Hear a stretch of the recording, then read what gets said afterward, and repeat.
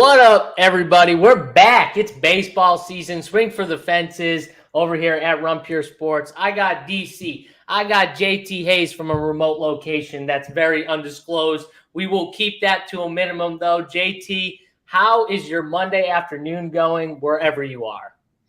Yeah, I had to travel last night, last second to handle a little bit of business, but got that out of the way early this morning and spent a little time looking over this slate. It's been an interesting first weekend of baseball, and we're going to get to all the DFS stuff, but I've heard so many people. We were coming back from a week in Florida last Saturday, and my wife made me listen to this podcast by some he's supposed to be a sports reporter from the New York Times talking about how baseball made all these changes to get away from the home run because that was boring. And I just kept shaking my head. And she goes, you keep getting more annoyed. And it's because all of these people, I haven't heard the real difference mentioned by anyone who knows this game.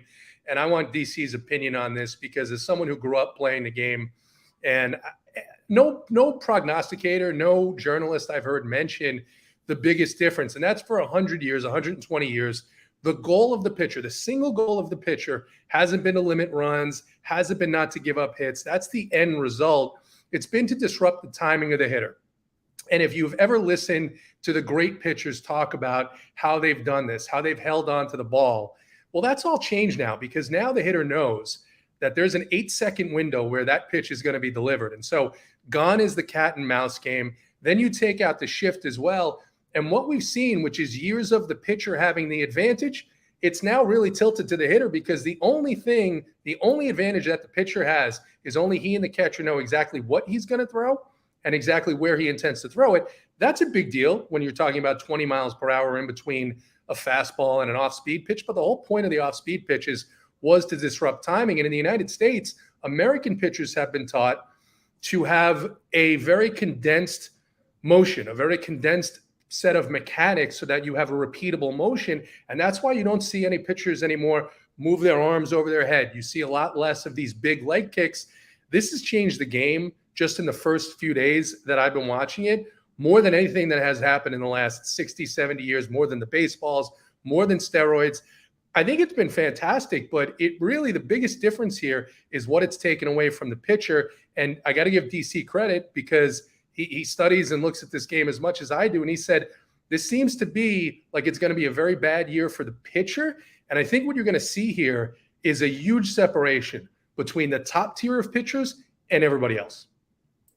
Yeah, I mean, DC, I'll just kick it to you before you answer JT's question and kind of expand on it and give your take on what you've seen so far this year. I'll just say, from a viewer's perspective, and maybe, yes, Holden, I saw your tweet about people with short attention spans. Maybe that has something to do with it. But I will just say, I was very, very happy enjoying baseball over the weekend. I watched more full games from start to finish than I think I ever have in my lifetime. I'm not even kidding you, in my lifetime. And I enjoyed every minute of it. So I'm not complaining. I love the rule changes. What'd you think of the first few days of baseball? Yeah, it was kind of a wild first few days, especially opening day. I mean, we saw multiple pitchers, kind of top-end pitchers not perform very well. We did kind of best ball shows. I did some podcasts kind of previewing the season, and I was saying, like steals are going to be way up. I think for the first 4 days of the season, it's something like 70 stolen bases across the league compared to 29 in the first 4 of last year. So even a way bigger increase than I think me or really anyone anticipated. We'll see if that holds up.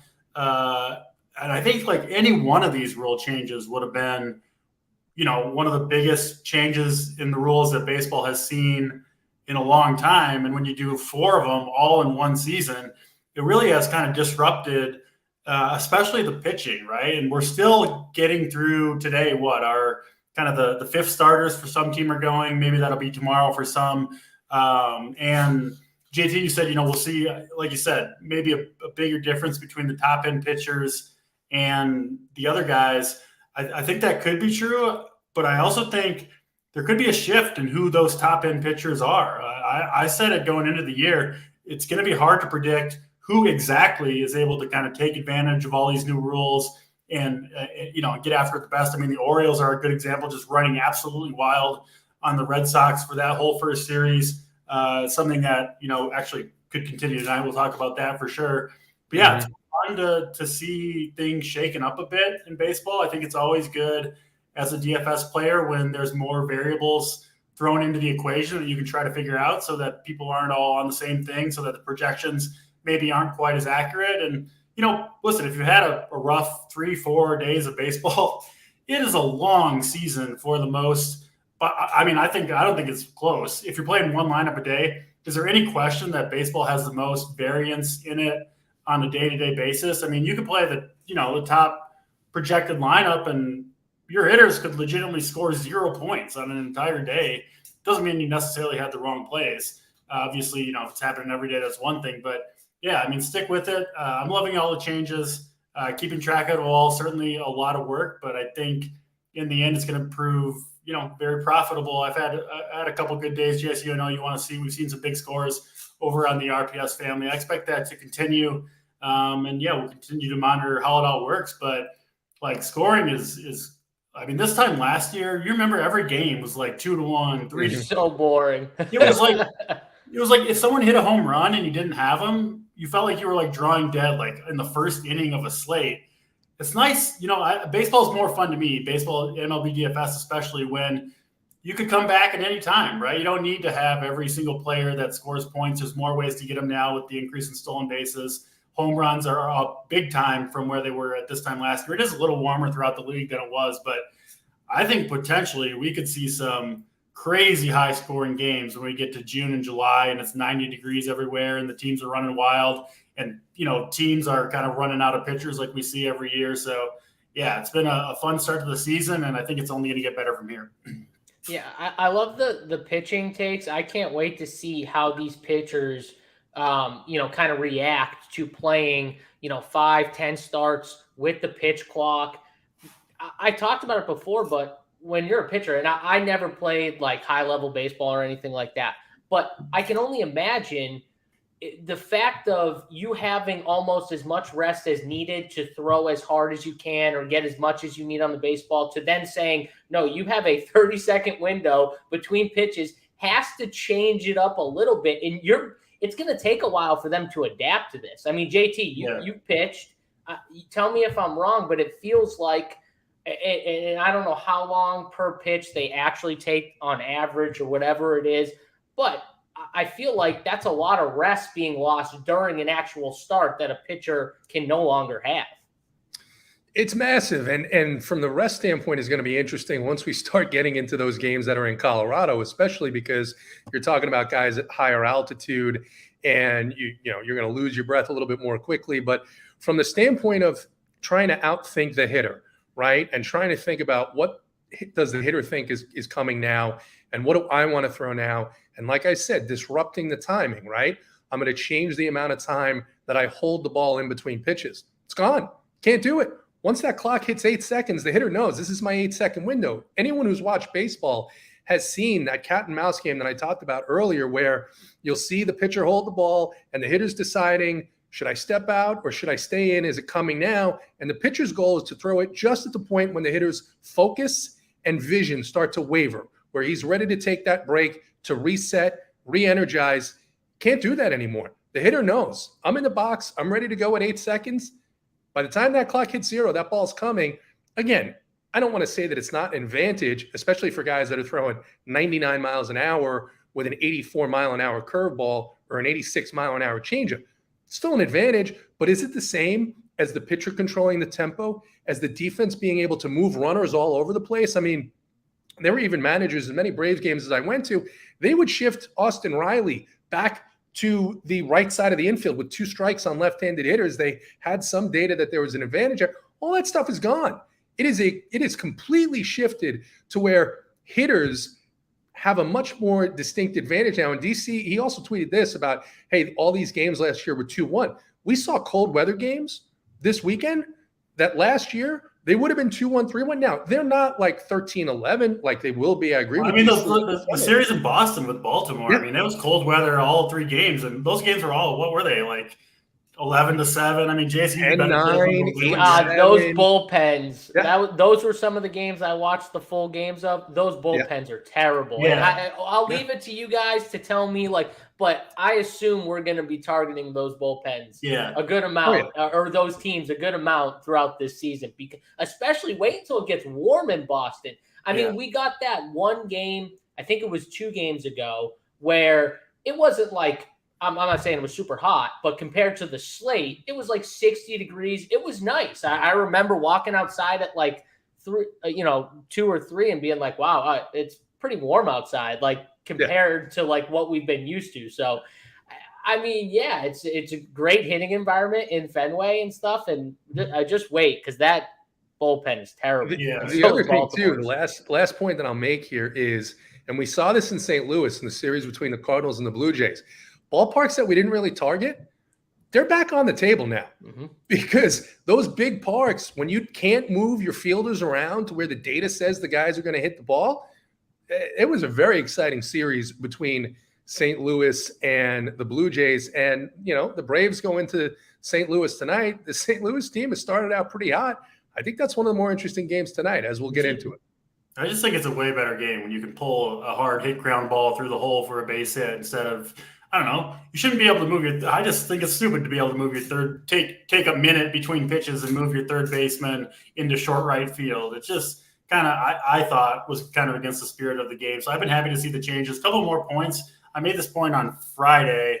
Can't remember. I think that was a premium show, but I think we're going to see a lot higher percentage of runs scored in big rally innings than we ever did before, with pitchers not able to slow the game down when things aren't going their way, right? Like step off the mound, walk around the mound, take a couple deep breaths, take a whole minute and kind of gather yourself. Now, when things start to spiral for pitchers and, runners are stealing bases, you get a couple walks, they just got to keep going. There's no other choice. They don't have a chance to kind of break the rhythm of the offense. And we're seeing it. I mean, we saw it just in these early games. Michael Kopech gave up like 4 home runs in 1 inning to the Giants. And it does seem like when there's no one on base, I don't think the difference is all that much with the pitch clock. When you start getting runners on base and you start getting these innings that drag out to 20, 30, 40 pitches, 4, 5, 6 base runners, it gets really, really difficult for pitchers to kind of compose themselves, gather their strength, and execute some pitches to get out of innings. So we've seen this a bunch of times, and we saw it, opening day with a guy like Max Scherzer. He's cruising along, and all of a sudden things unravel. It seems to be happening to more and more pitchers. It's going to be harder and harder to get through that third time in the order, that 5th, 6th, 7th inning. I think that'll be even less common. You get into bullpens earlier, and hey, I'm all for it. Baseball's way more fun, I think, when teams are putting up runs. It did seem like we saw a lot more 25, 31 pitch innings at least the first several days. It was pretty interesting. Yep. Yeah, just wait until these bullpens get taxed, and then they got to go back out there and get it's going to be something. Yeah, it's only going to snowball, I think. Yeah. But hey, for us, we're here for it. We're going to get you covered. Obviously, over at Run Pure Sports. If you're not a member, check us out over there. We got all the premium content you're going to want. Obviously, we're doing this show today, but we have premium shows that we offer majority of days. Obviously, no NBA today, so we just wanted to do this one show, get it out there. But like next Monday, there's no NBA, and I'm pretty sure this show is premium. So make sure you guys sign up because we're going to be doing a lot of stuff behind the paywall. DC does his player pool, a nice big write-up, too, on top of the pitchers he's targeting, the stacks, his favorite stacks, gives a nice breakdown of the entire slate. You'll get Big T's player pool. Pretty much he goes by position, gives you his top plays at the position, his core, and then his top pitchers, and then his favorite stacks. Mangone's 3-max strategy, the playbook by AP, Uncle T, Bobby H, I'm sure Gary, I'm sure I'm missing a few other guys that do a bunch of stuff. And then the Discord. The Discord is where it's at. If you're not, the Discord is worth the price alone with all the content and stuff that we're giving in there. I drop cores in there. I drop my strategy. I know K Falik drops his strategy for each slate in the Discord. So make sure you guys check us out. If you have any questions too, hit us up. We'll be happy to help. Info@Run Pure Sports. Hit that email up if you have any questions on a sub. Big T 44, I think, is still going. So try that promo code out. If it doesn't, JT Hayes, you got a promo for the people? Yeah, I think Big T's code works. It will save you more money. I want to be upfront about that. I want to be ethical about what Big T did to me in my code. Just dragged his nuts all over it. But if it doesn't work, you can still get a little bit of savings with code JTHayes15. That is. Can I get a code that adds 15% cost onto new members, and then like I just get the difference from what the cost would normally be? You'll have to talk to the higher ups. AP, Yeah. Tony, get with DC. Never mind then. All right. I need Sorry, to do right here now. If I could do it, I would, DC. I like you, but I don't think I have that power in me. So we'll go. But let's get to this slate here. We got a really good slate. DC kind of brought it up a little bit. Some of these teams, they're getting into their fourth starter, right? DC, most of these teams. Couple teams, this is their fifth game, but most of them fourth starter. Yep. Yeah. So this is where pitching, we're going to get some pitchers, young pitchers that are going to be highly owned, and then some dicey pitching all around. So what are we doing here? Just an overview with pitching on this slate. Yeah, like you said, there's not really anything that close to a true ace going, I wouldn't say. I mean, I think at least what I'm looking at ownership projections, Nestor Cortez pitching for the Yankees, coming off a really strong year for them, I think is going to be the highest owned pitcher. Looks like he's the highest projected pitcher. But honestly, I'm just probably going to be a fade for me, playing 20 lineups today. Faces a tough Phillies team, reasonable hitting conditions in New York. Nestor Cortez was a little bit banged up as well in spring training, kind of had a little bit slower ramp up to the season. So I am slightly concerned about how long he can go into that game. But, looks like the odds makers feel a little bit differently because Philly does have a very low team total, and this one's sitting, 3.25, something like that, one of the lowest on the slate. So I think you'll see people go to Nestor Cortez. But like I said, I get it. I'm probably going to go elsewhere. The next closest thing we have to an ace on this slate, I think, would be Charlie Morton, who I am a fan of long-term. I think he'll have a good year. He's kind of up and down last year, but I don't really want to mess with this Cardinals team right now. I mean, a red-hot offense over the weekend, really strong lineup. They've had a couple guys, Brandon Donovan, Alec Burleson at the top of that lineup. Have looked really, really good. Of course, you've got Goldschmidt, Arenado in the middle. Gorman hit 2 home runs yesterday. I mean, it's a 1 through 9 lineup. So kind of off of the Charlie Morton train as well. Look at John Gray, but I'm a little scared of this Orioles team with the amount of runs they put up against the Red Sox. John Gray not as good as against lefties, and he also struggles to hold runners.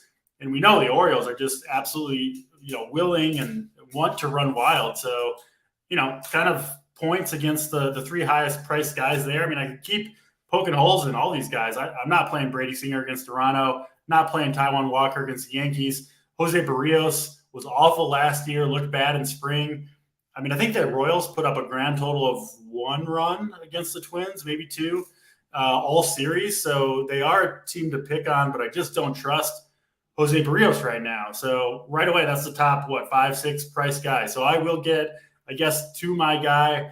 I spread it out a little bit more than I usually do on my own teams with pitching so far this year, just with kind of a lot of unknowns. But I do have one today that I think I'm locking in on all 20 of my lineups, and that is Reed Detmers here for the Angels. I think you'll get him relatively low owned. He's actually an underdog in this game in Seattle against George Kirby. Seattle with a reasonable team total at 4. Detmers, 23, 24-year-old coming off a pretty good rookie season for the Angels, but he looks like perhaps the single most improved pitcher of any pitcher in all baseball based on the spring training data that we got.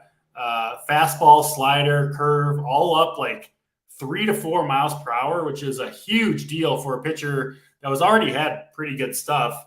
He's hitting, touching 90, 91 with the slider, 96, 97 with his fastball, went to the training facilities that kind of up that stuff. And he's a young lefty pitcher who looked like he could develop into something anyway. So very, very high on Reed Detmers this season. Matchup is not perfect, right? Seattle does have a lot of right-handed power that can get to a lefty like Detmers, but this is a play, kind of on the pitcher himself, right? There is strikeouts in that Seattle lineup, and the park is pretty good too. Pitching in Seattle, not a bad place to be. So Detmers is my number one. I would take him straight up over any of the pitchers, including Nestor Cortez. He's cheaper. He'll be lower owned. So a pretty fun play. These are the DFS days I like the best when I feel confident about a reasonably priced, reasonably owned pitcher. So Reed Detmers, he's my number one. And yeah, not particularly close for me.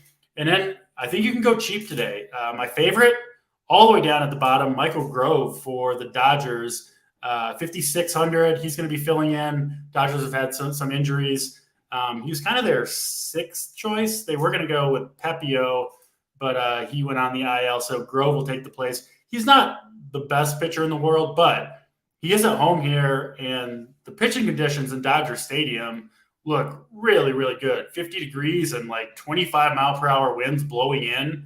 I mean, it's going to be tough to do damage, especially a pretty bad Rockies lineup. They actually did okay in San Diego, but I'm not expecting much from them long-term when they're on the road. And, Grove, a pretty good strikeout pitcher throughout his career in the minor leagues. What did we say before the show, JSU? Reasonably talented dude. That's probably enough in this matchup when you're the cheapest pitcher on the board. You're facing the Rockies in great pitching environment. So, majority of my teams are going to be Detmers, Michael Grove. I got a couple more cheap guys we can talk about as well, but those are really the two guys I'm focused in on right now. All right, so DC, let me just read off, as of right now, the guys that are probably the highest projected owned pitchers. And you didn't mention any of the four, really, except for one you said you were fading. So I want to get your takes on the other three. Hunter Brown at $7,400 on DraftKings. I'll get your take on him in a sec. Nestor Cortez was the one guy who you talked about, who you were like, I'm just not doing it. I'm just not seeing it, which I agree with you on. At 9.7, I'm not doing it either against Philly, who I have a little more respect for Philly. I like Philly, so I'm not messing with that either. And then George Kirby at 8K and Zach Plesac I'm seeing right now.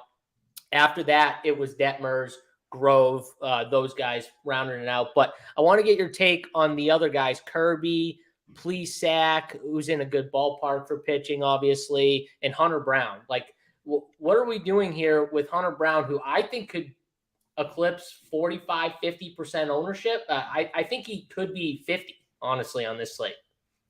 Yeah, so Plesac is fine, right? He's pitching in Oakland, great place to pitch, bad lineup. He's just not a high upside pitcher. And if Detmers pitches like I think he can, and honestly think he will tonight, I don't think Plesac, even if he pitches well, will get that close to Detmers. So he's a safe option. I don't know. If you're doing cash games, I guess you could go there. Kirby, again, a fine option. Tough lineup, I think, to face against the Angels. Like, not the worst lineup in the world. I think Kirby's fine. I think Plesac's fine. Hunter Brown, I actually like a lot on a point per dollar basis, right? 7,400, talented dude for the Astros. Pitching at home here, and the biggest thing, obviously, he gets Detroit, which has just a terrible offense. We've seen that already this year. But my problem with him is the ownership. I mean, you said 40, 50%. What do you have Detmers at? I'm seeing like around 15% or something like that. 10 to 15. Yeah. I mean, that's just But DC, we get two pitchers on DraftKings. No, I mean, are you just locking those two guys in, or is this something where just because of the ownership, you're going to be under? Because that's a big talking point on this slate. That's a huge difference from your teams to other teams. If you're just nixing him, he's going to be almost 50%. I'm pretty – people want to play the young kid, right? He's young. He gets the matchup. Everyone wants to play these guys. And on a slate where you have not so great pitching to put on top of it, it's just going to make his ownership, I think, more inflated, right? Yeah, that makes sense. 7,400 against the Tigers, big favorite, all that stuff. I get it with Hunter Brown. I'll probably mix him in my 20 lineups. But, what do we have? 200 days of baseball season, 300 slates. And you'll have time to play him. What's that? You'll have time to play Hunter Brown if you want to. Well, it's just, I mean, when you right or wrong, when you have a play at 10 to 15% owned like Detmers is that you think is clearly the best play on the slate, why not go down with that ship? That's the way I see it. If you're wrong, you move on to the next day, right? I mean, there's only one winner in these big GPPs anyway. You're shooting for the top. So that's kind of my philosophy from it. Absolutely, I could be wrong on Detmers. It's one day of baseball, but I feel just way more confident relative to the field in Detmers than I do on any one hitter or any one stack. So it is kind of my preferred method to play MLB DFS, is to really kind of focus in on a couple pitchers that I believe in that maybe other people don't. And, if I'm wrong, maybe you try it again the next day, and, you don't have to be right every time, obviously. So that's the way I see it. I do like Hunter Brown. If he's going to be lower owned, I would be on it. But yeah, Detmers, Michael Grove, sticking pretty hard with those two guys. And then one final guy, I do like Drew Rasmussen here, pitching for Tampa Bay. They've had a really, really strong start to the season. We saw the amazing outing from Jeffrey Springs yesterday. I don't think Rasmussen's quite that good, but this is a team that you want to trust with their pitching. The only issue with him, one, is kind of the pitch count. They don't usually let him go more than 5 or 6 innings. I mean, we even saw with Springs. What did he get? 12 strikeouts? And they still pulled him after 6 innings when he was at like 75 pitches or something like that. So it's going to be a quick hook for Rasmussen. And the hitting weather in Washington looks really, really good. I think the best hitting environment on the slate overall. So that's my slight concern there. But yeah, my two guys, Grove and Detmers, for the most part. I mean, honestly, I think it's sharp for these teams to not let these pitchers go early. Of course, yeah. Too many to start, right? 75 was – I was surprised when they pulled them, but in my head I was like, what more does he need to do? They're up. He's got 12 strikeouts. He's went 6 innings. Like, yeah, just I guess take him out. Well, part of it's like a young pitcher like Springs, they're not going to let him go like 200 innings for the season. So sometimes even when they're rolling, you save the 25 pitches on that start. That's a start where you can use them in a closer game against a division rival, something like that. Right. Yeah, good point. JT, let's bring you in here. I want to get your take on Hunter Brown, what you're doing with him, and then you talk about, Detmers, or how do you kind of like rank those guys at the top? Yeah. So on Hunter Brown, I mean, it's really the same debate we had about Jeffrey Springs yesterday, or that people had about Jeffrey Springs yesterday. And you look at the matchup. I mean, Detroit maybe a little bit more offensively potent than Kansas City in the first 3 games of the season, which is not saying a whole lot. And I think you can make the argument that Jeffrey Springs should have been 100% on yesterday. That if you're looking at optimal outcomes, you're looking at the pitches on that slate, he should have been higher owned than he was. And now you've got a guy in Hunter Brown, very talented, maybe about a year less service time, I think, than Springs, but he's been in high leverage situations for last year's world champions. And now you have the Tigers coming in. I mean, look at that lineup up and down. So I can't say that I'm going to be under Brown. I think the way to approach him is you're either going to go under or you're going to go way, way over. And right now I'm leaning going way, way over. I know he's going to be 50% owned. I knew Jeffrey Springs was going to be 50% owned plus yesterday, and I locked him just because of the matchup. The hitting environment too. Minute Maid Park, roof is going to be closed.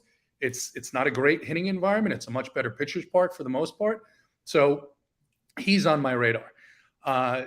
Detmers is a guy that I agree with completely with DC. I think he at 8,200 is one of the more underpriced players on the slate. I do like Kirby a little bit more than DC does at 8K. I'm a believer in Kirby long-term. And I think that his talent exceeds any doubts I would have about him facing this Angels lineup. I just think he at 8K is a really good play there. Rasmussen, I think you can get some shares of. Saying, I think the strikeout upside might be a little bit lower there with him. And we know that he's not going to go none of these pitchers are going to go. Nobody's throwing a complete game no-hitter, right? So that's why when DC talks about Michael Grove, he makes some sense. 4 innings, 5 innings is probably the ceiling here. I don't think you're going to see what we saw with Dustin May, which was incredible. First start of the season, injured for like 2 years, and he gets into the 7th inning. I mean, just the outcome that you would not expect from a Dave Roberts team. But credit to him. He was doing it efficiently, and that was the difference there. I think May still ended up only throwing somewhere between 70 and 80 pitches. So pretty tight pool. I'm with you guys on the Cortez fade. If Plesac is going to be popular, I'm not going to play A's bats, but I don't think that there's a need to go there. 9,700 is just not a price I want to pay for the first start out of Nestor Cortez. And then Singer is probably another guy who I like long-term, but just probably not going to get to, even though the pitching conditions look the opposite of what we're seeing in St. Louis, where it is a little warmer, but there's like a 15 or 16 mile per hour wind blowing in there. So pretty tight pitcher pool, 3 to 5 max for me tonight in probably about 60 or 70 lineups. Yeah, so just want to take a few, I see Lucian there. He says Hunter Brown's an absolute stud. Steve Boynton, our guy, says Brown probably max 5 innings. Still he's 7,400 against the Tigers. But yeah, there you can make cases to fade, the high-owned pitchers. For me personally, and this is how I approach DFS most of the time, when I see high-owned pitchers, if they have upside, strikeout upside, all that stuff, they're reasonably priced or underpriced like Springs was yesterday, I'm fine to do the JT Hayes where just like I shove them. Like Saberson was giving me 93% Springs yesterday on my 150 runs for FanDuel.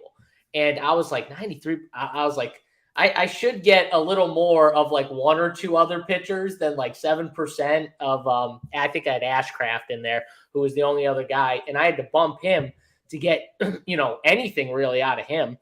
And so I bumped it, I changed it. So I only got like 65 or 70%, but it was a slate where like he was the best pitcher on the board and I couldn't help it. Even if I bumped Ashcraft a ton, it was still trying to jam Springs in. So it's one of these slates where I'm fine with going heavy on a pitcher at high ownership if I think the price tag's wrong, if I think he has upside, in a slate where there's not other guys in that same price range where I can get to. So I'm fine with it as long as I have cheap stat or low-owned stacks to fit it, which I think we can find on this slate when you talk about a slate with a ton of games. So I'm cool with Hunter Brown. I like the Grove call. I wanted a cheap guy anyways. Reed Detmers, I was not on, but I'm going to trust DC and JT. They like him, so I'm good with playing some Detmers. And the other guy I wanted your take on, because I was looking at another cheap guy for Boston, this Cutter Crawford. DC, you didn't bring him up, but I just wanted your take. 5'8" on DraftKings, two pitcher site. Does he have any upside there? Is he someone I could take a stab on at that price tag as well? Yeah, he's on my short list. There's a few cheap guys down here. I do like Crawford. I think he's going to be improved this year. I even liked him a little bit last year. Wasn't very good, to be honest. But a couple problems. He's much worse against left-handed bats, and I think the Pirates have 7 of them in the lineup tonight, which is concerning. Winds blowing out 15, 20 miles per hour to left field in Boston. And just the way Fenway Park played those 3 games with the Orioles feels a little bit like playing with fire right now, attacking the Fenway Park games, especially when it's pretty good hitting conditions, at least relative to the rest of the slate. Obviously, just a small sample size, just a few games there in Boston, but it does have me slightly concerned along with the makeup of the Pirates lineup. But there's still plenty of strikeouts to be had here. I think anyone, any pitcher against the Pirates, pretty much any pitcher against the Pirates, if they're on their game, you can really rack up the strikeouts against this team. It's just not a very disciplined team. They kind of swing at everything. So, yeah, I think Crawford down there at 5,800 definitely makes some sense. I assume he'll be way lower owned than Grove is. I think he'll be under 5%. Yeah, so he's interesting. I'll mention 2 more guys that are, these are off the radar plays, sub 5%. One is Jake Woodford, rather, for the Cardinals against our Atlanta Braves, JT. I don't like picking on the Atlanta Braves, but he's another guy that I really liked what I saw from him in the spring. He came in much improved, a lot of good stuff coming from the manager for the Cardinals, pitching coach. And the Cardinals do have a pretty good history of developing their young pitchers. The first few starts did not go well for the Cardinals, but I think that's more on the individual pitchers. I mean, Michaelis, Flaherty, I know he got through it, but he looked really bad. I think Woodford, he's got to keep an eye on. Obviously, it's 70 degrees, winds blowing out in St. Louis, and against one of the best, if not the best lineups in baseball. It's pretty thin, I think, at 6,200. I just don't know if he's going to do enough, but I am interested there. And then The other one, if you really, really want to go off the board, and I think maybe get a sub 1% guy, a guy that I was very, very high on coming into the season, Matthew Boyd for the Tigers. If you remember back a couple of years ago, he's an extremely high strikeout guy. I think he was up, 11 Ks per nine, something like that. Struggled the last couple of years with injury, but apparently has kind of found it all again. Had the highest K percentage of anybody in baseball during spring training. He did get scratched his last spring training start with just like general soreness. So I'm a little worried there. And obviously the matchup against the Astros is brutal, but I do think there's some strikeout upside here. Nobody's going to play him. I'm going to play him on 1 or 2 of my 20, but I will have a couple shares. I do think he's got upside at that sub 1% ownership. And I just wanted to mention him in case anyone else wants to go really off the board as starting pitcher. All right, last 2 things. JT Hayes, I see Shannon in chat. He said Crawford, most pitches in spring. He's seeing his 40. And he also mentioned that Michael Grove, he probably goes max 60 pitches. With these cheap pitchers, is that something that you guys are looking at saying, is it enough if they only go 60 pitches at that price tag? Can you still take a shot? Like, do you think about that? Are you worried about that for those 2 cheap guys? I think you have to put it in perspective here in terms of what you expect out of the high-end pitchers, right? Do I expect how much more than 60 pitches do I expect out of Nestor Cortez or John Gray or Brady Singer, right? Could you see 75? Could you see 80? Maybe, but you're like we talked about, no one's throwing a complete game. Yeah, I don't think if you see a pitcher get into the 7th inning, it'll be the 1% outlier of outcomes on this slate given this time of the year. So reference Crawford. He's not on my list. I'm not going to go there. I understand that the Pirates are a team that you can attack. We saw that, the Reds had some success against them this weekend, but they also hit the ball a little bit this weekend. They got shut down by Ashcraft, but I think there's a little more talent in this lineup. And when you talk about the atmosphere that we've seen at Fenway Park over the last couple of days, and the fact that I don't expect that Crawford is going to go, I think he's probably got the lowest pitch ceiling in terms of almost any pitcher on this slate. And Grove, max 60 pitches. I know Steve was in there saying Hunter Brown's going to go max 5 innings. Okay, let's say they're up 2-0. Let's say they're up 3-0. Then you get the Astros bullpen coming in. He could strike out 8 guys in those 5 innings. Yeah. Hell, he could strike out 10 Tigers in those 5 innings. I'll say this too. I'll take the over on 60 pitches on both those guys. I don't think that's a hard cap. Grove was fighting for that 5th starter spot all spring, was healthy all spring. I won't be shocked to see Grove approach 80 pitches, honestly. Maybe I'm missing something. It's possible. But I don't think so. And I don't know if I'd expect 80 out of Grove. I'm not saying I expect it, but I think around 70 for Grove. And at that price point in that matchup, I think that could be enough. Fair enough. All right. I think we went through pitching pretty good. Summarize it. DC, you want to just give like your top 3 real quick, just the list? Yeah. A clear one for me. That's Reed Detmers. He'll be on all my teams. After that, I think you can differentiate. My preferred pairing is Detmers and Michael Grove. I think Hunter Brown going to be popular, but I think for good reason. And then from there, if you're spending all the way up, my preferred option is Charlie Morton. I think he's got more upside than most of those guys. Drew Rasmussen, I like quite a bit. And then a couple cheap guys that you can sprinkle if you want to. Cutter Crawford, Jake Woodford, and even Michael Boyd. All right. JT, just a quick 1, 2, 3. Who you got? Yeah, I think it's Brown, Detmers, Kirby, and I might mix in some Michael Grove just for the reasons that we talked about. Really, really great pitching weather out in Los Angeles, which you don't say all the time. So that wind blowing in, and the Rockies did do a little bit of damage in San Diego over the weekend, but still, I'll side with the conditions there. Not going to go crazy on him by any means.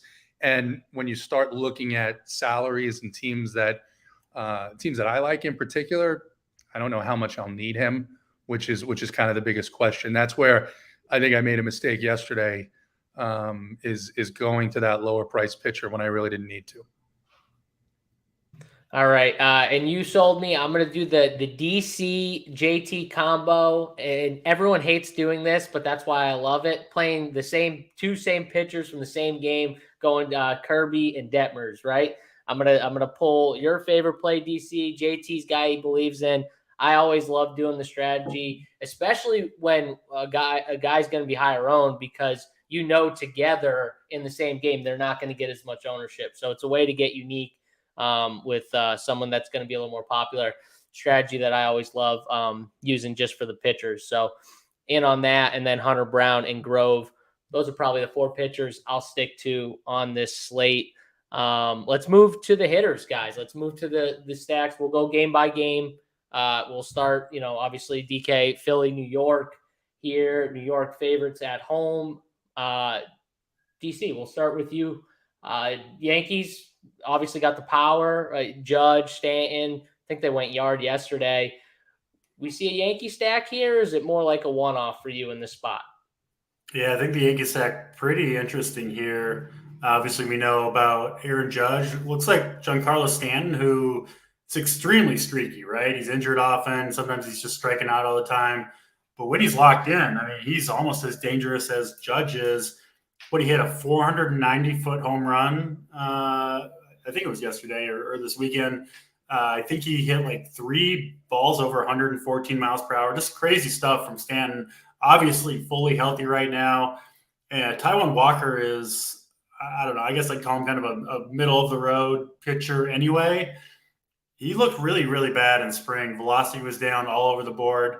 He's a veteran arm. It's possible he's just kind of taking it easy and getting ramped up, but there's enough there for me to wonder if he's even fully healthy going into the year. If he's not, you would think this Yankees team would tee off on him. So it's the main guys that I want. I think that 2, 3, 4, Judge, Rizzo, Stanton right in the middle there has a lot of potential against Taijuan. You can, of course, include guys like Torres, LeMahieu, but Volpe at the bottom, obviously. But yeah, that middle of the Yankees lineup, I think, looks really good. And Philly side, I'm not going to stack them, but I do think it's always a pretty good idea, especially, most popular pitcher on the slate, or one of them in Nestor Cortez, most expensive pitcher. Pick off a couple bats that could do some damage if you're not on Cortez, which it doesn't sound like any of us are. Philly's got a lot of options, right? I mean, those right-handed hitters, especially Trey Turner, Real Muto, Castellanos. You could go to Schwarber, Alec Boehm if you wanted to. That 1 through 5 Philly looks pretty good, and we get all those guys like 1 or 2% owned. We got cheap pitchers that we like, and I don't know. I don't feel like Nestor Cortez is some sure thing tonight, so could be a fun night for a contrarian Philly stack. Yeah, Alec Boehm has been looking good too. I like him a lot. Even as just a one-off, I'd be fine with him. JT, what do you got here in this game? Probably not going to have much ownership on the Philly side with Nestor Cortez getting a little love, but maybe you like the Yankees. Yeah, I'm pretty overexposed in best ball to Alec Boehm somehow. So just ended up that I liked his upside, and he started off pretty hot with the smashing a home run against Jacob deGrom over the weekend. And, when you look at DC talked about it, right? Taking the approach of, at least in a couple of lineups, going ahead and stacking against the highest owned pitcher. Well, I'm not going to stack the Tigers tonight. It's just not going to happen. But I could see where you stack the Phillies and say maybe they get to Cortez a little bit early. At least they have good hitters, right? I mean, that's right. They have hitters that are supposed to do well. They're a highly rated team, and if they get to Cortez a little early, we did see that San Francisco was able to put some runs up on this Yankee bullpen over the weekend. So it's not out of the question that Philly can actually come through and score some runs here. So I think as getting some exposure to them makes some sense. And then the Yankees against Walker, I mean, yeah, it's just a good spot. And the Yankees have so much power, even if you wanted to do a mini stack. Gleyber Torres looks like he's healthy, looks like he is maybe on par, at least so far early, looking like he's going to have a much better season. So I think there's pieces up and down both lineups.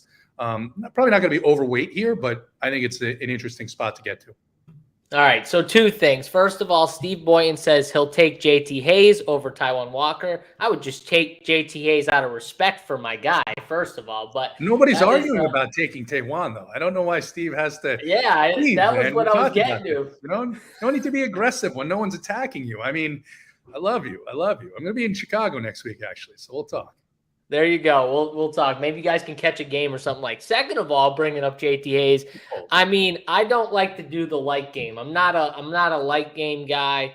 It just feels like 700 people watching and only 178 likes. I guess they don't like this show. They must not like me. I'm not normally on the free show. I'll take most of it then. You guys just must not like me. So maybe I'll leave, make it a 2-man booth because this is just friggin' hurtful. That's all I got to say. JT, you're the king of this. The like button, people, their fingers might not work. I don't know what's going on. Like, what are we doing here? Yeah, I mean, I will say when we were doing the show on Friday, I had to ask him a couple of times to, I had to ask behind the scenes to get IT looking at whether or not it was functional because the Hertz. It was working, by the way. I looked. I had someone. Yeah, I didn't look it personally. I had someone come in. I hit it as soon as I came in to help the people get to the number. But you know what works, JSU, and we had to do this a couple of weeks ago on the Friday NBA show. We've been too lenient, and that's what happens. And people was like, I don't have to worry about that because they're going to give me the plays anyway.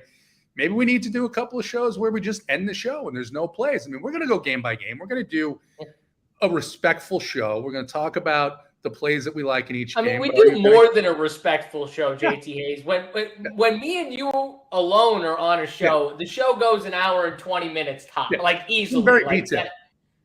That's on the wall, and then you got DC and his pitcher takes. It's probably an hour and a half. You know what I mean? When we get through all of that, I do the bullshitting. You'll come in a little bit. DC does the pitcher takes. We're sacrificing. Yeah. We're sacrificing because it's a long show, just like opening day, DC, right? We didn't get out of there until maybe 40 minutes, 35 minutes before lock. And I had to make my lineups. And I'm playing with rules. I'm playing with groups. And I'm like, God damn, what are we giving for the people? Nobody likes us spending time asking for likes. You like if you could get 90 straight minutes of baseball talk. All you got to do is hit the damn like button when you load up the show, and we wouldn't even have to bring it up in the first place. I don't really understand what's so hard about it, but I guess third of all, I will just say, guys, Uncle T's playbook is up, and it must be fire because I'm getting yelled at in chat. I got a text, I think, from Uncle T. They're very angry with me because I brought up some plays that are apparently some of Uncle T's favorites on the playbook. So if you're a member, you might want to go check the playbook out because apparently some of the stuff that we've given on this show, Uncle T's high on it. The playbook's high on it. You might want to go check the playbook out. If you're a member at Rumpier Sports, go head over there and check that out. But yeah, let's get the likes up. I don't want to keep talking about it, so I'm not going to talk about it. That's the one and only time I'll talk about it on this show. And we'll move on from Phillies and Yankees. We got Tampa Bay and Washington. DC already talked about it a little bit. Yeah, JT is. Just 1 second. Charlie Mirage is insulting us. Hearing you dipshits talk about likes makes me not want to click it even more. You know what? Don't click it. You're in timeout. I do love it. It's like, you don't have to listen to us talk. You can go somewhere else. I mean, you can go anywhere you want. This is a free show. I mean, that is my favorite right there. Timeout. Anyone else want to go in timeout while we're at it? JT's finger is ready. He's ready. He's on the button. JT, anyone else you see? I might need a timeout to get my my player pool up with the way this show is going on here for a while. All right. No more timeouts, people. Come on. Let's get good mojo back. Tampa Bay, Washington. DC talked about it. The weather's going to be a little bit better for hitting, at least on this slate anyways. I think it's going to be in the 70s. DC, what are you seeing here with this game? Any bats you like? Wander's been really good to start. I think Rosarina had a good game last time out. What are we doing here? Yeah, this team looks pretty good. The Rays do, and arguably the best hitting conditions on the slate here. And actually, I should say Gary mentioned it. They're going to open the roof in Texas. It's going to be 90 degrees. So that I think probably trumps everywhere else. But regardless, a good place to hit here. JT, I'm guessing you saw the game, the Braves against Josiah Gray. That was the one game where the wind was blowing out. Yep. In kind of stark contrast to the other games, And what do we see? Back-to-back home runs from Acuna and Olsen to start the game. Yeah. I just bring it up. It makes a big difference. And a couple of my favorite plays on the entire slate, right at the top of this lineup, Brandon Lowe for the Rays, second baseman, 3,700. I think he could be arguably the best player on the slate. Like him, like Franco. I like Franco more from the right side of the plate. He'll start this game from the left side, but still, I think a very good play. Trevor Williams, pretty bad in general, and especially bad against lefties. I think you can go, for sure, Rosarena, Luke Raley, 2K, can play him at first base or outfield. So, I think the top 4 in this lineup in particular look good. I do like Josh Lowe hitting 7th as well for cheap. So I'm in on the Rays. Not so much in on the Nationals. That's probably going to be a common theme for this team. Just not very many good hitters here. I like Meneses against lefties, but Rasmussen is a righty and a pretty good pitcher. So, Nationals pretty much a full fade for me. Yeah, good thing about this slate, we'll be able to nix a few teams here, Yeah. JT. I'm out on Washington. I can get on some Tampa Bay, but what about you? Yeah, I can get on the main Tampa Bay guys. I worry about pretty much every hitter that's not named a Rosarena, Yandy, or Brandon Lau, right? I mean, that's sort of the game plan here and if you expect that Trevor Williams is going to be out of this game early, then you could see Platoon City. So I think for me, sure, as someone asked in the chat, mini stacks, absolutely.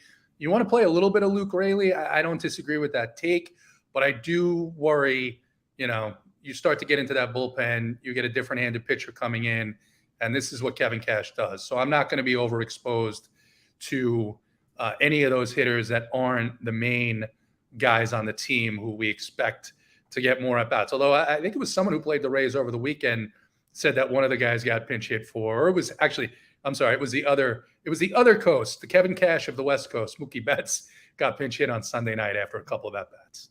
He did. I remember it was like 8-1, and he got pinch hit for him. Game was out of hand, so I can't argue with it. But that's a possibility. Absolutely, 100%. I like the Rays as mini stacks. That's a good call, JT. I'll definitely use them. We have cheap pitching on this slate, so definitely in for that. If we had studs, it'd be a different story. Pittsburgh and Boston here. Boston favorites at home. 9.5, I think, is the total right now. One of the higher ones, or the highest on the slate, if I remember correctly. JT, I'll just come right back to you here. We got to have a little interest in these teams, right? Yeah, I mean, weather conditions here a little bit cool, but just about the same temperature as yesterday, and the wind blowing out straight to center field. So the one thing here, whereas I'm more comfortable with the stud pitcher chalk, a little bit less comfortable with some of the ownership on the Pirates that you might see, but I still think it's only approaching 9% as a stack. So more heavily on the Boston side, but there is some talent on this Pittsburgh team. We've talked about, I know DC talked about him last year. We talked about him on almost every best ball show. O'Neal Cruz, Brian Reynolds. There was some news yesterday that it looks like that extension is going to get done. That's going to keep them there. Cabrian Hayes, and there's some cheap guys here in the bottom of this order as well. So I'm not going to be overweight on Pittsburgh, but there's some guys with home run power at the bottom of the lineup. Jack Sawinski at 2,300. I'm probably going to be off of Carlos Santana. G-Man Choi, I mean, you could play him, but I think they're a better first baseman. So Cruz, Reynolds, Cabrian, and Sawinski, and Rodolfo Castro. JSU, you've got to have a sweet spot in your heart for Rodolfo Castro from last season. I definitely do. Big fan of O'Neal Cruz, too. That dude's just a freak. He's amazing. Love him. Rodolfo Castro won me a lot of money. I know it won some members some money, too. Shout out my guy, Raul. JT, Yep. You know Raul. Shout out to Raul. Yeah. Hit 100K last year. I had a sick team. But, yeah, I'm in on some Pittsburgh guys. DC, speed, right? We want speed. They have some speed here, right? We can attack Pittsburgh. Yeah, I mean, O'Neal Cruz has every kind of tool in the book. It does look like you can run a little bit on Cutter Crawford as well. Like I mentioned, he's also worse against lefties, or at least he was in that small sample size last year. Like I said, I like Cutter Crawford kind of as a pitcher this year, but I don't necessarily love this spot for him. I think you can play kind of either side of it. Obviously, not in the same lineup, but yeah, Cruz always going to be on my short list. Power, speed. I mean, as much power as anybody. Runs like the wind. Yeah, hard not to like him. So yeah, Cruz I think is an elite one-off. Even that mini stack, Cruz Reynolds. I don't think have to take it further than that. But you can if you want to. Castro at the bottom has power and speed as well. G-Man Troy is cheap first baseman. He's got power. So, yeah. And then I'll mention, too, Smith in Jigba. He's 2,400, and he flashed some really impressive tools at spring training. So, yeah, the more I look at this Pirates lineup, I'm kind of cooling off a little bit on Cutter Crawford and leaning more toward the Pirates. And given what we saw in Fenway over this 3 days, yeah, I don't mind going back to this either side of this game. I have the Red Sox as my number one stack against Oviedo, who just hasn't been very good at the big league level. And I mean, we've seen it with the Red Sox, right? They're just a different team when they're in Fenway. It's always the case with them. They're just comfortable there. It's obviously a very unique ballpark. And especially coming off a bunch of runs against Baltimore, you got to imagine they're licking their chops a little bit to get to this Pirates pitching staff at home. So I really, really like the Red Sox pretty much 1 through 9 on this team. Yeah, I think another reason why Pittsburgh is probably not going to have as much ownership as it should on this slate is because of not as many stud pitchers. Because you're telling me all these cheap dudes that you like on Pittsburgh, and it's like, we don't need all this salary. Like, we don't need to stack a super cheap team on this slate. We're going to have money. There's value pitchers that people are going to play, especially on the 2-pitcher sites. So that's probably a reason. I like Boston. Adam Duvall's been smashing. Hit another one yesterday that just missed being. It would probably be a home run any other ballpark. Hit the monster, but like absolutely just crushing. Had 2 home runs 2 days ago. He's just been a monster. So 3,700, still really cheap. I can get on, some of these plays here. Devers he's been good. Hasn't had like the big monster games yet, but they're coming, I'm sure. So both sides of this game. And I can see why your favorite stack of the night for sure. JT, were you on Boston at all before we move on? Yeah, I like Boston. And you mentioned Duvall. I know from his Braves days, when this guy gets hot, I mean, he'll steal bases. He'll hit home runs. He'll hit doubles. He's a really good player. The Braves obviously liked him quite a bit. He battled some injuries the last couple of seasons, but when he's healthy and smoking hot, you ride that hot streak. All right. Well, that's what we'll do tonight. Let's move. We got Toronto. We got KC in KC. Toronto favored. Brady Singer and Jose Berrios. We didn't really love these pitchers. No one was really on them that much. So are we on bats, or is it more just like fading this entire game overall? Because I think that's where I stand. I don't want to play KC. They've looked really bad. Toronto, maybe you could sell me on, but DC, what are you doing here? I think I'm going Toronto. I'm going for the full stack, right? Just stacking it up, probably 1 through 5, honestly. And it's just some of the best hitters in baseball all hitting right next to each other against a pitcher who's not that great in Brady Singer. But individually, I don't love any of the Toronto bats. Obviously, a big park there in KC. And we saw, of course, the Twins were there, so they're never going to score runs. But we saw some pretty low-scoring games in Kansas City over those 3 days. So I'm relatively low in this game. I think the Blue Jay stack is obviously totally fine. And then I can't go to a full Royal stack, but I do like Melendez and Pasquantino, those 2 lefties against Barrios at the top of the lineup. Vinny P, some bad luck. He looks really good at the plate, a guy that I think is going to be a monster hitter in this league for years to come. So he's my favorite play on the Royals. But Melendez leading off rather, and catcher eligible, I think is a good play too. But not going down to the middle or bottom half of the Royals lineup. All right, King of Smack. We haven't gotten to St. Louis and Atlanta yet. We'll get there in a second. JT Hayes, any Toronto or KC love? I'm shocked to hear Kirby. I mean, DC talk bad about the Twins after the love that he showed them all weekend long. But he didn't play Joey Gallo when he double donged. I'd be upset too, honestly. Neither did 91% of the field. I mean, it's just, if you saw that coming. And he stole all my money too, Gallo. If you saw that coming. I got a bunch of best ball Joey Gallo, so I'm rooting.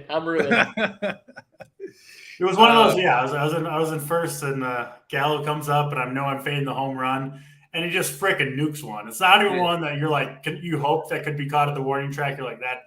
That's like 30 rows deep. Thanks, Joe. Sadness ensues. Barrios has been terrible away from home, and he's got a big problem with left-handed hitters. So what DC said makes sense about Melendez and Pasquantino. They probably have a couple of other guys in that lineup that are left-handed that I just don't have a whole lot of interest. The environment here, heavy wind blowing in. It's warmish, but probably not warm enough to make all that much of a difference. And an 11-game slate, I just don't think I'm going to get here tonight. What's Vinny P nickname again? Italian beef or Italian breakfast, something like that. Is that what it is? Really? Someone asked in chat. Italian beef. Oh, okay. Italian beef. All right. Well, there you go. There's the nickname. All right. We'll move on from Italian beef to the Braves and the Cardinals. King of Smack was just asking about it. He said, what about bats against Morton, St. Louis? DC, I think you said you liked Morton. If you were spending up for one of those top pitchers, he'd be the guy you'd prefer. But St. Louis has looked really good at the plate. Yeah. You talked about some of their hitters that have started off kind of on fire. I'm staying away from this game. I don't want pitchers. It might be a mistake, but I don't know if I want the hitters either, because you've talked up both of these pitchers a little bit. What are you doing? Yeah, it's a weird game where I think you can make the case for both low-owned pitchers and both offenses. I think there's some upside all four ways. More I think about it, though, this Cardinals lineup is tough right now, man. There's no easy outs in this entire lineup. I do think right-handed pitchers in general are going to be much better off against this lineup in general, but I don't know, 9,600 for Morton. Feels like he's going to get tagged for a couple home runs here, doesn't it, JT? I mean, we know Charlie Morton. He'll get some strikeouts, which is why I think he's still kind of an interesting play. But in the end, I don't think I'm actually going to end up on Morton, and probably not much Woodford either. Someone asked me about the Cardinals stack. They're the team that almost got me to the top of the standings yesterday. They were very low owned. I think they'll be low owned again against Charlie Morton, who's one of the obviously more talented pitchers on the slate at least. But Morton has, I mean, you don't really call pitchers boom or bust very often, but I think Morton qualifies where he can have dominant outings, but he gets outings where he gets hit really hard, a lot of hard contact. Who knows exactly where he's at coming into the year. And the St. Louis team, they're hitting with confidence, 1 through 9 right now. I think they could do some serious damage. So I might throw in kind of a contrarian Cardinal stack as well. I'll have a couple Brave stacks as well in case I'm wrong about Jake Woodford. Obviously a team that can do a ton of damage. And the hitting weather in St. Louis, you know, it's a ballpark to kind of avoid for hitters most of the year. Today, though, it's one of the better hitting environments we have on this slate. So I'm actually leaning more toward bats here than I kind of thought I might be coming into the slate. Yeah, it makes sense. Makes some sense. JT Hayes, what are we doing here with your Braves? I actually like this game more than it sounds like either of you guys do. You know, Charlie Morton, we saw last season that he had somewhat of a sort of a bookend to the season. Not very good to begin, very good in the middle of the season, not very good to end the season. And in spring training, he looked a lot like the pitcher that he was in the beginning of last season, which was not very good, not very much in shape. And the way this team has started, the run totals here, I like a game stack here quite a bit, but I lean more on the Cardinals side. I think that, you know, the Braves can put up some runs. You mentioned the weather. DC mentioned the weather here with the wind blowing out. We've seen that all weekend, and all weekend runs have been put up, and nobody has played the teams in this park. I think that's one of the edges early in the season. One of the things we talked about in the opening of this show is these parks, these stadiums that we would shy away from in the past, and maybe even sometimes the weather that we would shy away from, that's all changed because of these new rules.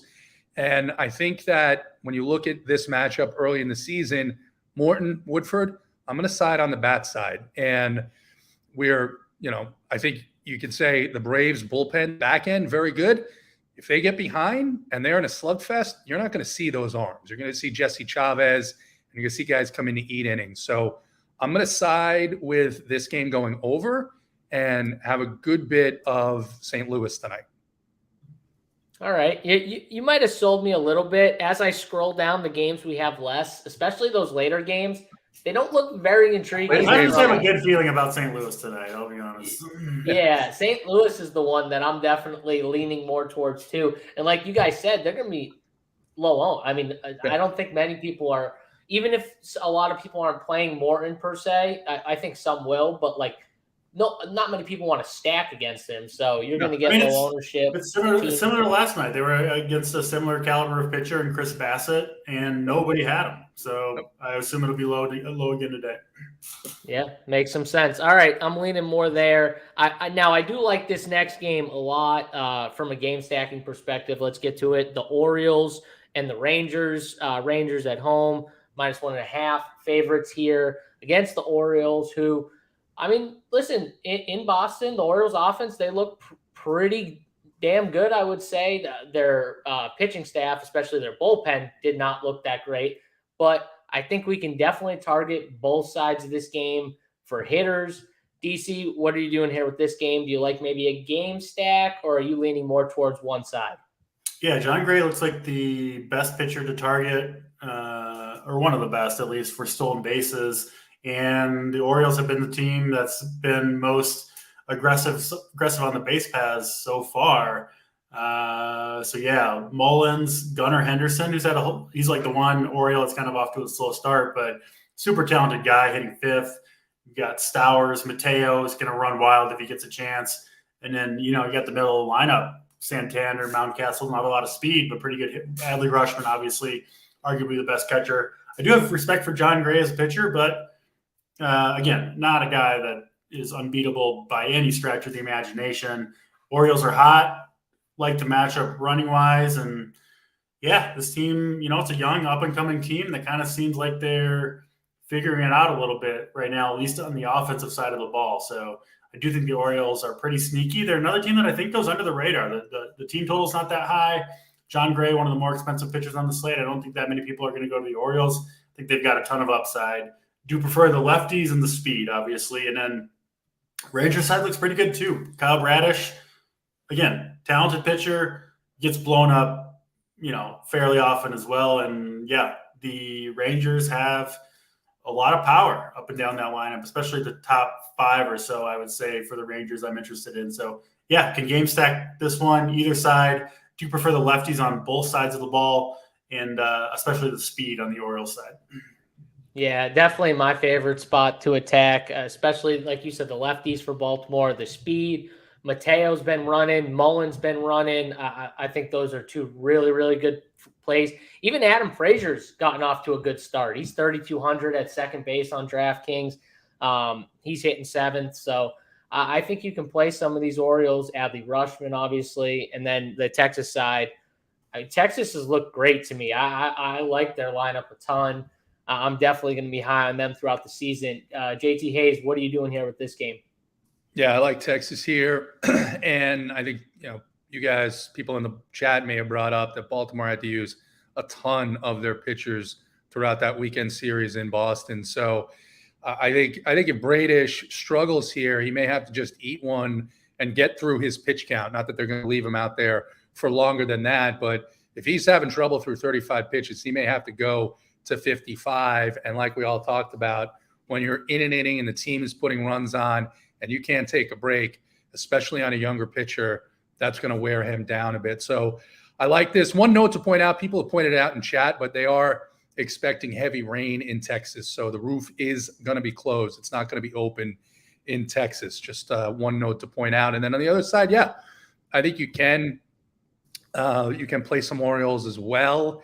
They're a little bit lower on my list. I understand the stolen base upside, but I just think there are some other spots that I'm interested in targeting. And, look, you can't play every team. So I'll be a little bit lower exposed on the Baltimore side. All right. Like it. Good point to make, JT. Roof closed because of the rain. Let's move on, though. We got Detroit and Houston here. Houston at home, favorites 1.5. DC, go back to you here. You talked up Matthew Boyd. You said he's, struggled a little bit, injuries, all that. Well, he's looked a little healthier now, coming back, might have fixed some things. So does that take the Houston bats off the table for you today? For the most part, yeah. I still think the right-handed power, specifically, I mean, they've got some pretty good hitters on this team. Pena, Bregman, Abreu. I mean, that's obviously the reason. It's like my faith in Boyd is such that if this was just like a medium matchup today, I would be in on him for sure. But going into Houston's about as tough as it gets, even without Jose Altuve. But yeah, I'll trust my read on Matthew Boyd and for the most part not have that much Houston. I will mix in some of the power righties, specifically Pena and Bregman at the top of the lineup. But I will be lower, certainly, on the Astros in the field. I think they have the highest team total on the slate, so I assume they will get some ownership. I get why, but I'll be looking elsewhere myself.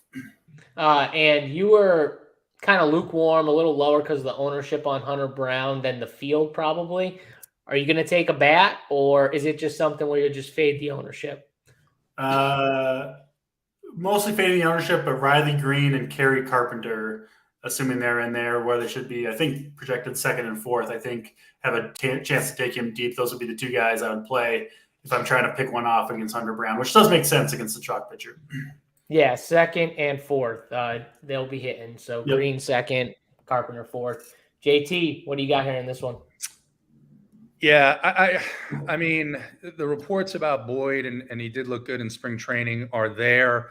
Even when he was doing well, it would be like he'd strike out 10 guys, but he'd also give up 3 or 4 solo home runs or a couple of 2-run homers. And I think the other thing that we've seen all throughout the first 4 or 5 days of baseball is the pitchers that are taking the biggest hit are the max effort guys coming out of the bullpen.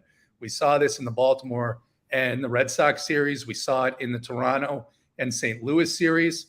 And we've seen it here with Detroit, where Tampa Bay the last couple of days just exploded on this Detroit bullpen. And you're talking about Matt Boyd. He's probably going to go max 5. Maybe he gets into the 6th inning.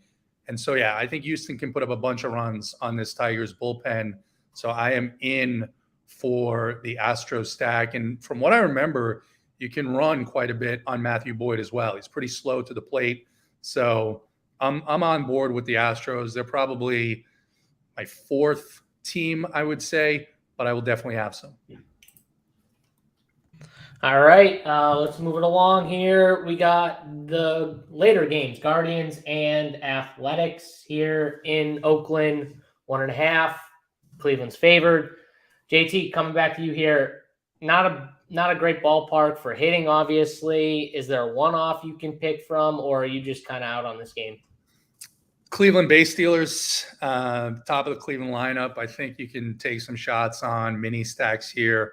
Not playing any A's myself tonight. All right, simple enough. DC. Yeah, I haven't played an Oakland A yet, and I'm going to try to keep that streak going as long as we can. I think that's going to be a good way to go this season. So no Oakland A's for me. Just not a great place to hit. I do think you could go to guys like Jimenez, Josh Bell, Jose Ramirez, Caprillion, not very good. But, yeah, I'm not going to have a ton of this game. All right. Our guy Nate's in chat. He's screaming Kerry Dong season. Kerry Carpenter, I assume, for Detroit. So there's a call from our guy Nate. He's calling a home run for Kerry against the highest owned pitcher on the slate. So there you go, right there as a one-off, kind of cheap too. I think he's like 31 or 3,200 on DraftKings. So there you go. There's a cheap outfielder for you. Let's move it along from that game to a game where we like both pitchers, or at least you guys at least like one of the pitchers from each side. You got Detmers and Kirby facing off against each other. Seattle against the LA Angels in Seattle here.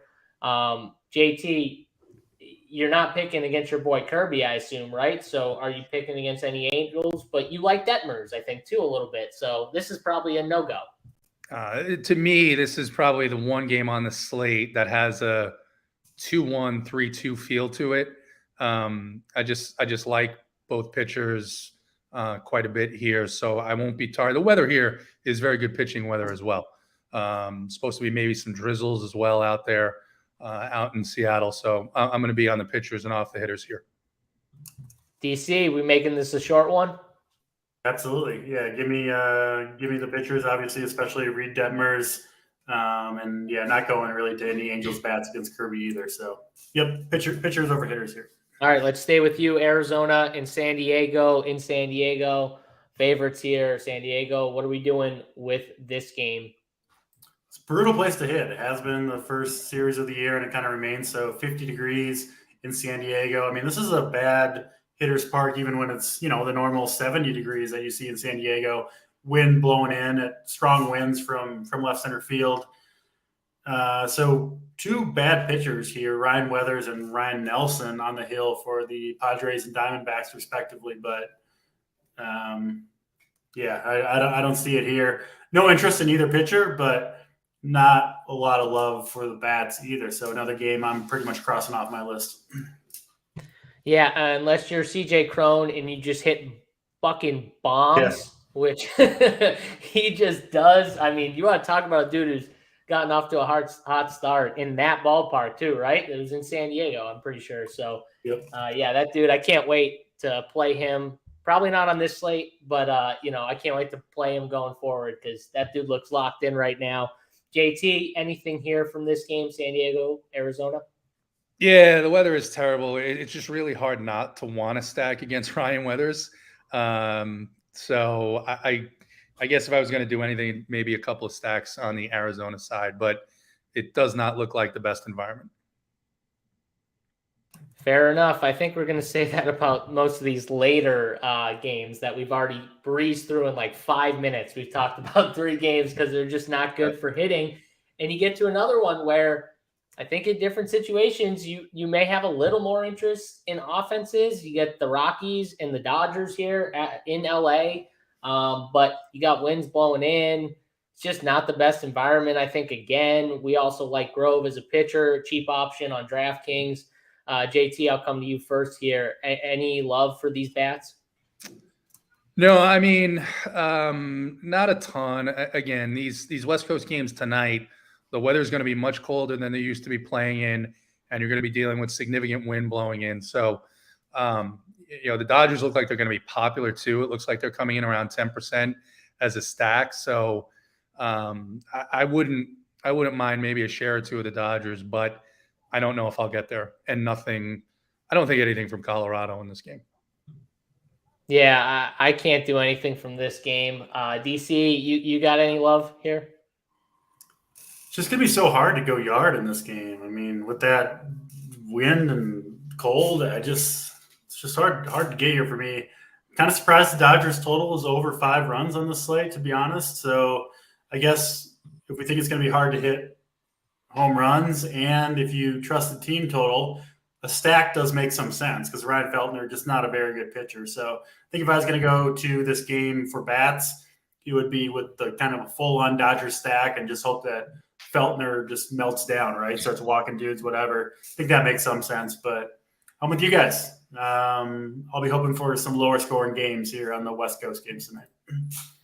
All right, there we go. I think that's all 11 games, I'm pretty sure, on this slate. I think it's 11. But yeah, we'll give you guys, 338. It's not the best showing in the world, but we got over 300. We'll give the plays of the day, since we did get over 300. Obviously, hit that like button if you haven't already. Subscribe to the YouTube channel. Ring that bell at the bottom right corner so you get notified. If not getting notified, we do these free shows pretty much every day, so you'll want to get notified. Subscribe to the channel and check out all the premium content we got. DC is probably trying to get his pitching pool up as I'm talking through a little, promo here. But, JT Hayes, he's got core plays on the site some nights. You got Uncle T on the playbook, Big T with his player pool. I don't want to go through the full spiel of coordinators doing stuff, Mangone with his 3-max strategy. We just got a ton of stuff. So get signed up, check it out, try it out for a week, a month, whatever it is. Use code BIGT44, get you 44% off your first month's payment over at Run Pure Sports. So try that out. Use promo code BIGT44 44. Get you 44% off your first month's payment. All right, let's do it. Let's give the plays of the day. Pitcher, hitter, whatever you guys want to do, I'll leave it up to you. And I'll start it off. I'm going Cedric Mullins. Dude is gotten off to a hot start, not just hitting, but base pass, stealing bases, swiping bags. I love him tonight again. I'll take the lefty against John Gray. 5,400 in a outfield where there's a lot of good options, a lot of outfielders. So hopefully keeps his ownership in check in general. And the Orioles don't seem to be as popular as some of these other teams on this slate. So give me Cedric Mullins, hopefully low owned, and goes yard for me, swipes a bag today. JT, I'll come to you here next. It can be any range too. You can give a cheap guy, whatever you want, stud, up to you. But what's your play of the day? We don't have graphics yet, huh? Do we have graphics? Am I missing this? No base. No, I hope my graphic is gone forever, though. That'd be nice. You don't like your graphic? How could you? Graphics? There are no graphics. They're Helmet. DC wants a new graphic done for him. He does not want to be the dude on the chair, lying back, drinking a beer with his belly half out. All right, he wants a new graphic. JT wants a sky pick. Get him a damn sky pick, beautiful sky too, right? JT Hayes would love a sky pick. Would love a sky. Just like a straight blue background for JT's. Yeah, exactly. Yeah. What do we got, JT Hayes? Yeah, I like I said, we are going to target some parks that we normally don't target. It's good weather there. It's some of the best weather on the slate, and I think they're going to continue to put up runs. Nolan Arenado, 4,900 on DraftKings. He's the Eiffel Tower play of the day. There we go. Eiffel Tower play of the day. Nolan Arenado. DC coming to you. Mom's Basement. I'm pretty sure that's the name of it. Mom's Basement play of the day. What do we got? And you don't have a Rockies hat on. Wait, am I seeing things? I just realized it now. You have a Run Pure hat on. You don't have your Rockies hat on. What's going on? The Rockies are just so bad, man. I think I got to retire the Rockies hat. Oh, no. People assume I'm like a Rockies fan. It's just I love Coors Field, but yeah, the Rockies. I mean, how worn that hat was that you wore, I would definitely think you're a Rockies fan because it seems like that hat is just always on your head. But yeah, I like the change up. I'm not calling you out. I think I need to acquire a Braves hat because I don't need a Twins hat either. That's not going to work out. So we'll get a Braves hat one of these days. In terms of plays of the day, I'll give two. Obviously, Reed Detmer's my kind of all-in pitcher for today. My favorite play so far on this young season. So he's the pitcher for me.